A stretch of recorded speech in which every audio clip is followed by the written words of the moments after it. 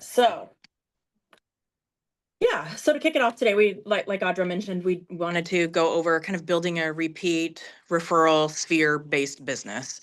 And as Audra and I mentioned, both of us are at 100%. And this has just become such a core piece of our real estate, like how we do real estate. And I will honestly say that the stress and overwhelm has decreased greatly by shifting to this model too, because these people already know you, like you, and trust you.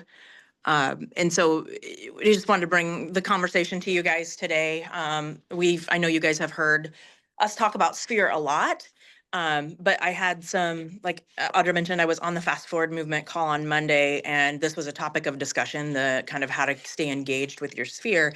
And there were some really good things that came up. So if you guys haven't already, make sure that, like if you want to build a sphere-based relationship, Audra has a really good friend connect plan, and you should connect with her and definitely talk about that because she has an organized way to really just make sure you're connecting with people regularly.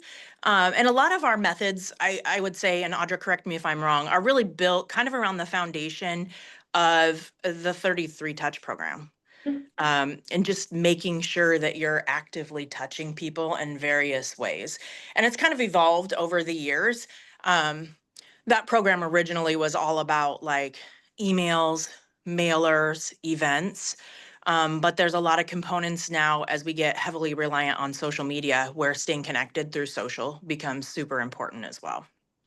So I'm just going to jump in here. And if you guys have questions as we go through, feel free to, unmute and pop on there. But these were, we've talked about the basics of things. You should have a newsletter so you're staying in front of people monthly or bi-weekly or even weekly, right? You should really be staying in their inbox. And I know a lot of you are think, you don't want to spam them in their email. They're not opening them and reading them. But the reality is, if you're putting out value-based content, people will tend to read that. But it's not as much about the content itself as the branding and them just seeing your name in their inbox regularly so they don't forget about you. So I would say if you're not doing, if you're not reaching out to your sphere, that could be one of the easiest ways to do it is just start a monthly newsletter. Start a monthly newsletter.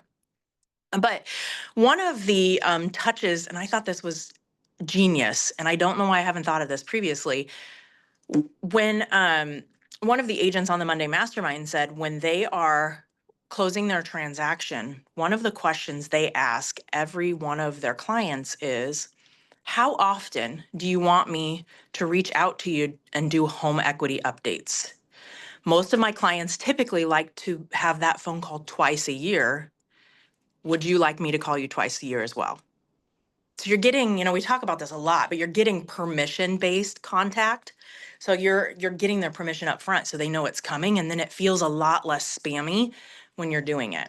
So I thought that was great. How many of you guys are asking your clients at closing during the process how often they should, how often they want to be contacted, or you're letting them know that you're going to continue to reach out and contact them?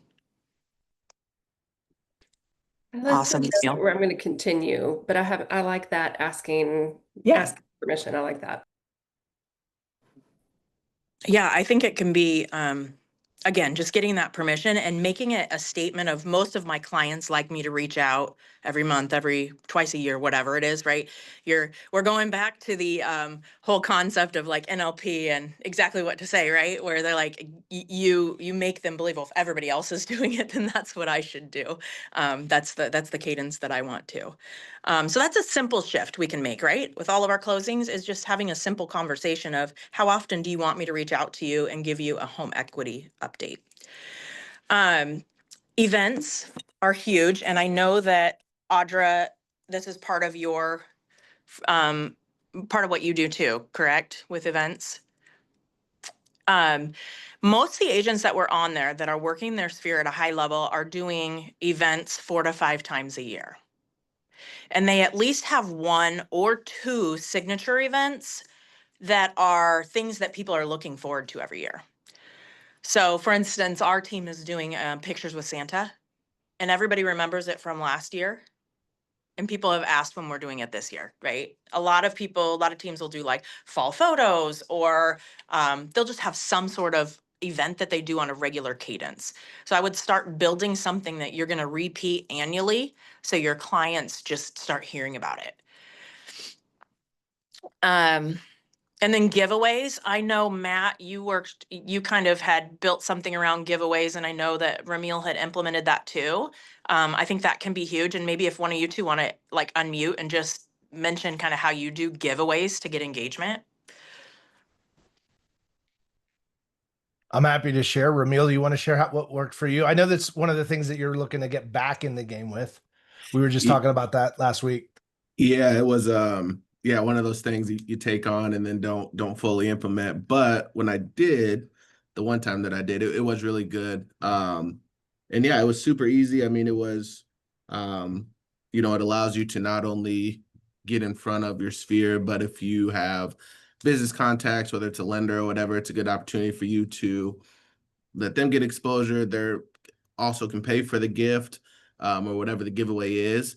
And yeah, people are always happy to receive, free stuff. So, you get lots of contact points with them, leading up to the giveaway. They get your face then when you do the giveaway, afterwards they have the people that didn't win have like the, FOMO or, can't wait for the next one type of thing. And super easy way to fill out, your database. And so I got a lot of my sphere with the one that I did. I got a lot of my spheres like critical information, their emails, their, birthdays, just a really easy, low risk way to get that info.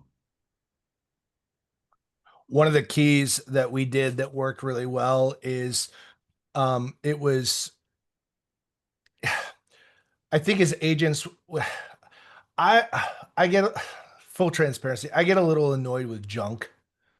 And you've got vendors that just give you like they just give like notepads, pens, like I have more koozies that are branded to everybody else. I can't stand it. Like I just have too many. So it was all about like having a true perceived item of value.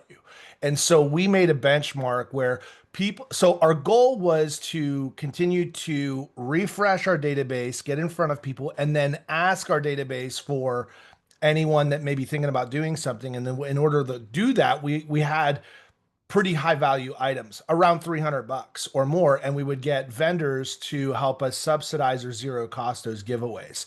And we would do it once a month, and we would have a target for everybody to call in at a certain time. So we would set aside 3 or 4 hours on a Friday, and it was a call in time where everyone would call in to register.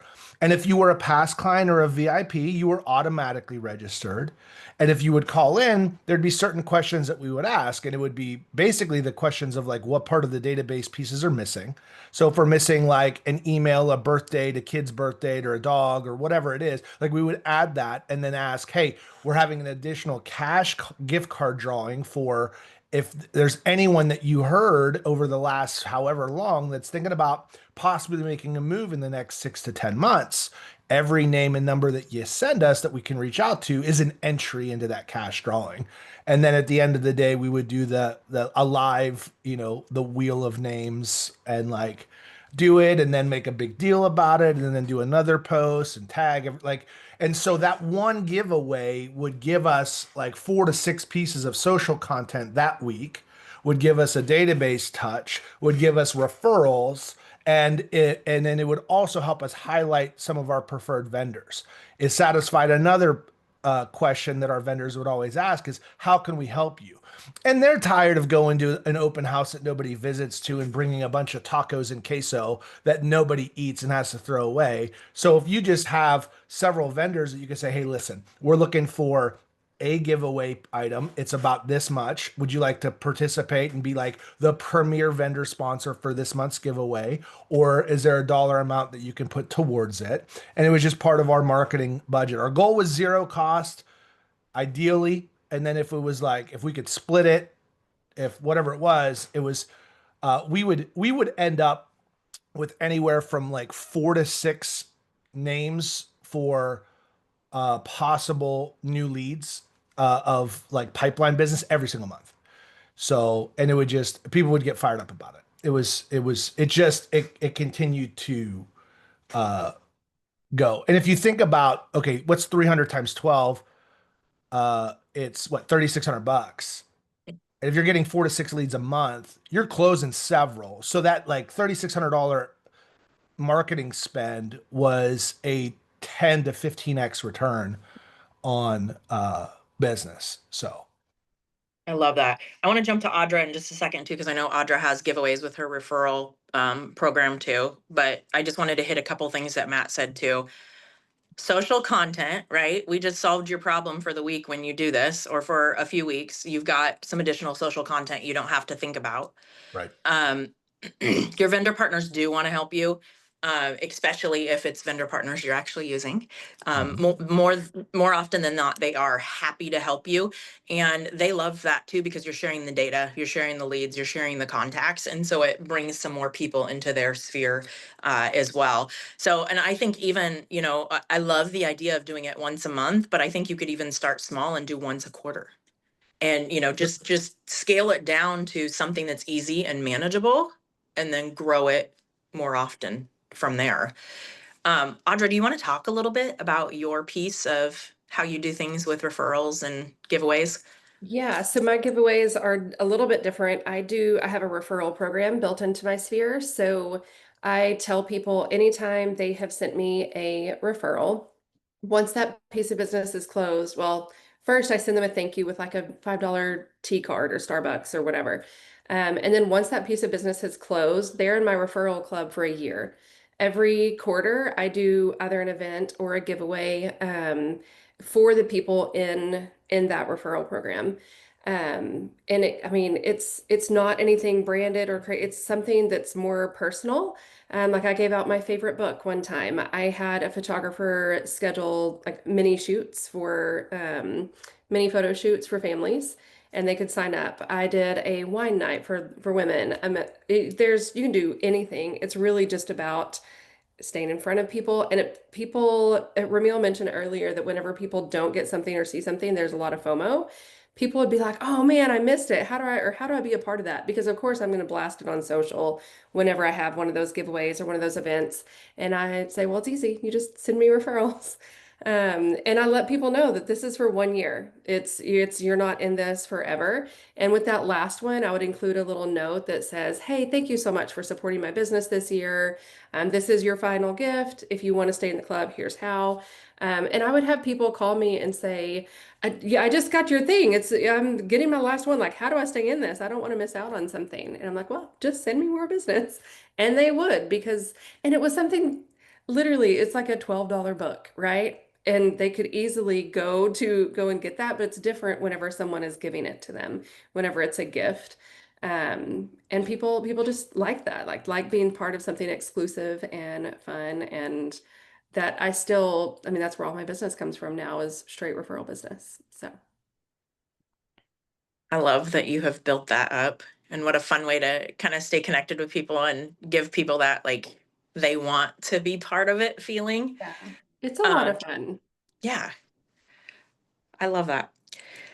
Um, Another one that's really big. So we talked about social media and staying connected. So if you guys have clients, you should be friending them on social media, following them on social media. It's going to do two things. It's going to help you get to know them better and understand them better, but it's going to keep you in front of them as well. And then there are several different programs where you can retarget your database on social media. So we use YLOPO with our follow-up boss. So we have YLOPO website, and we pay for additional retargeting on social media to make sure that we are staying in front of our clients. There's a ton of different ways to do this. You know, you can do it yourself, even on Facebook if you set up like a private group. But I would just say don't just friend them. Make a conscious effort to go out and message them and stay in front of them. But I would also say that investing in social retargeting can be extremely important. I have 10 deals this year that are directly attributed to me staying present on social media in front of people. It's people I hadn't talked to in person in a really long time. but they felt like we have been still communicating because we've been connected on social media. Mega open houses are becoming a thing again. There's a couple, so they talked about this a little bit on the mastermind on Monday, the Fast Forward Movement Mastermind, but also in my inner circle group, there's a guy who that is his whole strategy for onboarding new agents on his team. And these new agents are freaking crushing it. So I would say, and when I say mega open house events, you're doing it in a way that you can invite your sphere and your sphere would want to come. So it might be like a wine and cheese night, or, you know, a big open house event where there are like quick, whatever, family photos or whatever, Easter Bunny, Santa, those kind of things. But like doing a mega open house from that perspective is another great way to have an event that doubles as like an open house, but also you can invite your sphere to. I love this one. Partnering on charities. So I'm just looking at everybody who's on my screen right now. And I know like we have a lot of really passionate people that do a lot of things for other people, right? I just like top of mind, I'm like, Ramil's always doing his back to school fundraiser for one of our schools that maybe doesn't have a whole lot of financial, it's not, they don't have a lot of money in the school. And you know, like, I know Matt is involved. I think you're the chair of your charity, right? Or not the chair, but you're in the director, not the director, the board of directors. I can't even talk of a charity too. Like you're super passionate about that. Yeah. So I know there's lots of us that have hearts and we're helping charities. Use that. Talk about it so your sphere knows that you support charities, not in like a necessarily a marketing, like look at me way, but also inviting your sphere to participate in ways that they can help your charity as well. So I think, Ramil, when you do your drive, do you invite your sphere to come and donate things too?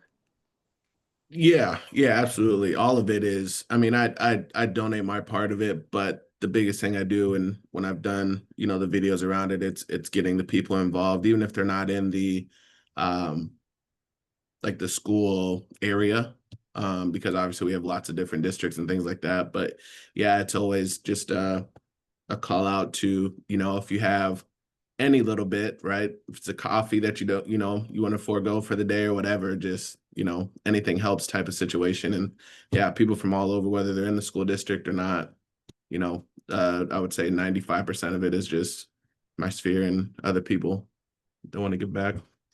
I love that. And I think you're doing a couple different things, right? Like you're obviously helping this, you know, supporting a mission that you're very passionate about. You're allowing other people to be involved in that too.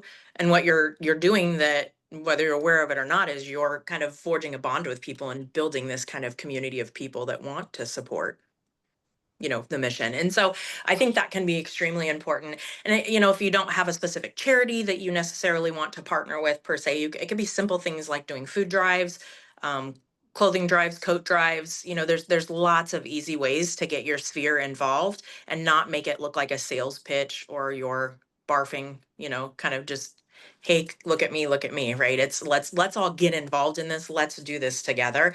And I would highly encourage you to find something you're passionate about. Don't just pick something to pick something because people feel that. You need to be like authentically connected with the mission that you're supporting, because as you're talking to people and trying to get them to connect with that as well, they're going to feel it a lot more, your passion, if you really believe in the you know, charity that you're supporting. Does anybody else support charities in some sort of way or do some sort of, Brooke? That doesn't surprise me. Love it. Then the other one, oh, go ahead, Brooke. Oh, like, oh, shoot, I don't know why that, sorry, I was trying to make sure that's off. I do stuff with like even the animal shelters, I do stuff through, it's a Lee May Early Childhood Center that's like, it's a low income, like child, like, like childcare center, but it's like low income. It's all like state funded and things. And that we mainly like focus on helping like the teachers and things. But I've done a lot of stuff. Veterans, my husband's a veteran. He's actually a disabled vet. And so that's always been really passionate, like a big passion of mine. He actually he had been the deputy regional coordinator of the Heartland division for a program called Project Healing Waters. And so I've gotten involved with helping with that. He's not the deputy. COVID changed that, but yeah, just any way that I can get involved. I mean, it's not about business. It's just, I like being involved. Yeah, I love that. I love that. Henry's Hall, that's yours, right, Matt? I was like, what is the name of it? I was losing it. Yeah. And I've seen you, like you guys did like little Matchbox cars. Was it a year or two ago? We do it every year. Yeah. You did every year. Okay. Yeah. Okay. We donate Hot Wheels cars to Children's Mercy Hospital, and they pass them out to the kids that are there and their siblings as they're waiting for their treatments and such. And so it's through their Child Life Fund. And it was one of those things that we were just doing it to give back, and then we saw a need, and then we had a relationship with a family that was there through business, and unfortunately, that child had passed, and we just felt called to reach out to the family and say, we want to keep doing this. Would it be okay if we honor your son and name the drive after him? And they said, sure. And so that's when it became Henry's Hall. So it was little Henry who had Downs and leukemia. He was 2 years old, and he passed. And that was 10 years ago. And since then, we've donated over 106,000 Hot Wheels cars to Children's Mercy Hospital. You know what I just realized too? You guys obviously, like you and Ramil, I knew exactly what you guys have done because you talk about it on social media too. So you're getting all of your people engaged. It wasn't something where I've participated in Ramil's just because it's local and I saw it and, believe in that too. But like, I found out about both of yours through social media. I guess just, prefacing again, like the power of talking about the things that you're passionate about with your people.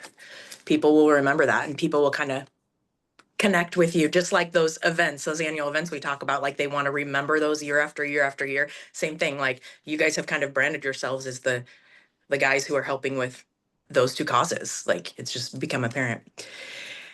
The last one that I got from the mastermind was, and this one you're going to have to put a budget aside for, but for all past clients, this gal does an annual gift for all of them. And we're not talking like a $5 pop buy. She does like maybe a monogrammed cutting board or something like that.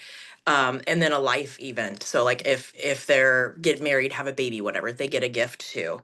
But she has really grown her business off of that. And the big thing that she said is it's not branded at all. They're just going to remember when they look at that cutting board that you're the one that got it for them. Don't make it about you, make it about them. And even Kyle Whistle jumped in and said, I've done this. I've failed at this in my past, right? Like where I put my logo big and center on everything. But he's like, yeah, don't do that. We've shifted too. Like he doesn't do the Cutco knives with his big ugly logo on it. It's not ugly, but like his big logo on it anymore. He really makes it about them as well. So I think that is an interesting shift and point, right? Like we were all like, oh, put your logo on it because you get the mark, oh, you can spend as much as you want as long as it's got your logo on it. If you want to put your logo on it so you can, use that little tax loophole, grow it great, like make your logo very, very small and make it about them. So I thought that was interesting as well. Now we've got a couple minutes here. Does anybody have any thoughts, any other things that you're doing that you want to share with others? One thing that I am working on doing, I haven't started it yet, but you mentioned a newsletter and getting a newsletter started. And kind of a different way that you can go about that. I don't know if y'all have heard this, but blogs are coming back. Like the old school, everyone had the family blog back 20 years ago, right? With all the life updates. So that's making a big comeback because static content like that is searchable with AI. So if you are writing a weekly blog or a monthly blog, that can be your newsletter. You can send that out. It used to be like an RSS feed and you would get this list of all these blogs. You could send that out as your newsletter, but it's hosted somewhere. So now you become searchable with ChatGPT and all the other AI search tools. But that would be a really good and different way to start your newsletter as well. I love that. And one thing they said at EXPCon that was interesting to me is that I did not know if you guys have a lot of pictures and fancy graphics in your emails, those they get typically flagged as spam. So the text only is really the way that we're supposed to be shifting to avoid getting tagged as spam. So if you have a blog and you can kind of put a link out or do things that are like text only, it's going to get better reach and better open rates from your audience as well.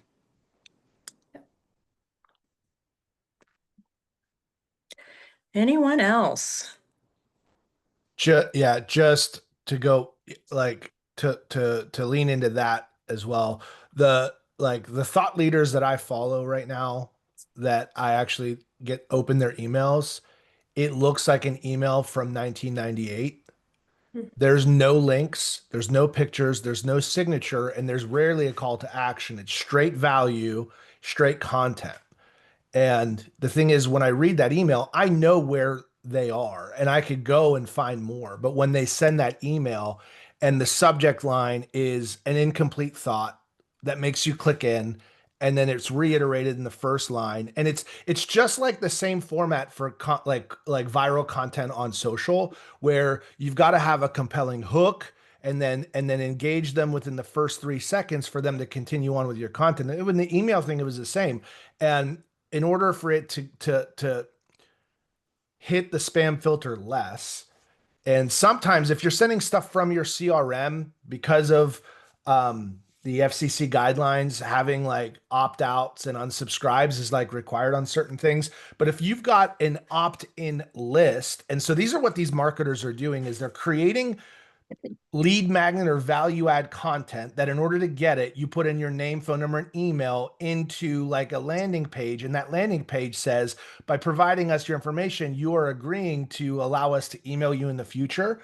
Having that on file allows you to satisfy the anti-spam, the protocols that are out there. And then you can be sending them email out without that, all of that stuff in there that's direct value content, right? So it's, what's interesting is that the more high tech, the more flashy, the more AI people are getting online, that's becoming the noise, and the quality content is the most low tech, straightforward, not flashy, not pretty stuff. That's the stuff that's standing out now in a world where everything is overproduced, flashy, highly thumbnailed. It's the black and white, no links, no call to action stuff that's really punching through. So I find it really interesting, like following the trends, et cetera. I know we're over time, and yet I wanted to just add that last little piece. And if you really want to see an example of this, follow John Cheplack or Dustin Runyon. These guys run that play better than anyone else I know. So if you go and find John Cheplack or Dustin Runyon on social, take a look. Anytime they have like, hey, if you'd like this list of this, just DM me or just put in the comments like I'm in. You'll see their squeeze page, you'll see their landing page, and then you'll start getting their content delivered. Guys, don't just consume, be a scientist of top marketers. So get into somebody's funnel that's providing value, and then look at it and reverse engineer it for your audience. Yeah. So I love that. Hit again on the permission based, right? When you have the opt-in, you're getting that permission from them. And then And second, you have to have that file saved, and you have to have proof of that. So if you were ever subpoenaed against anti-spam, because they're it's a thing. Yeah. I spoke on a panel last year at EXPCon around the changes to the FCC guidelines, the anti-spam, and like all of that stuff. It's just having a documented permission file that's time stamped and dated. And when you have a great landing page or squeeze page, you satisfy. I'm just laughing. I feel like we just switched roles for a minute. Usually I'm like Sheriff Shelley, and all of a sudden Matt's become the sheriff. Man, listen, Oh, I don't have time to fight charges, bro. I mean, I may cut corners, but I'm not trying to get fines and jail time. Come on, man. Love it. Well, Ain't nobody got time for the clink. It sounds like one of our next workshop Wednesdays, we need to work on value adds, like lead magnets, like more in detail on some lead Word. magnets that we can do. So, all right, you guys, we are way over, but thank you for hanging in with us, and we'll see you guys on Freestyle Friday. Word. Bye, guys.